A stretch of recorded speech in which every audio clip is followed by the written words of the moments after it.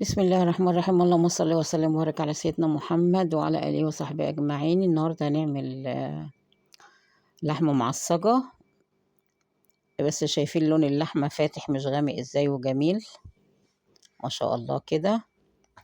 تعالوا بقى بينا نشوف عملنا اللحمة المعصجة دي ازاي. طبعا اللحمة ديت عشان لو هتعملي مكرونة بشاميل، هتعملي طواجن مكرونة، هتعملي رقاق، هتبقى موجودة عندك في الفريزر. أنا معايا 2 كيلو لحمة، طلعتهم ولعت عليهم، حطيت عليهم طبعا، ولعت عليهم النار عالية عشان اللحمة ما تجيبش ميتها.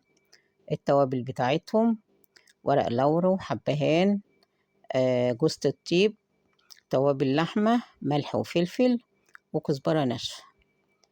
أول ما أولع اللحمة بديها رشة ملح علشان ما تمسكش ببعضها وتبقى كتل كتل كده، لا بتبقى مفرولة زي ما انتوا شايفينها كده. نزلت طبعا بالتوابل كلها واسيبها بقى تاخد وتدي مع بعضها.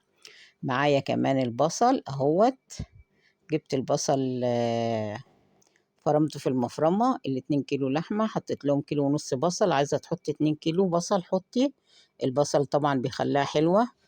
وضربت تاني في الكبة وحدتين طماطم، وضربت بسم الله الرحمن الرحيم قرن فلفل حامي وقرن فلفل بارد، ضربتهم في الكبة ونزلت عليهم برضو مع اللحمة.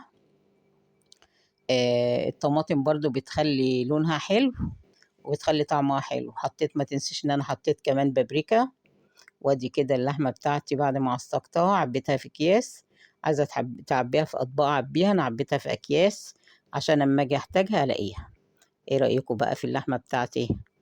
جميلة ولونها فاتح وجميل كده. الف هنا وشفا لكل اللي هياكل منها، والف هنا وشفا للي شاف. اسيبكم بقى في امان الله وحفظه.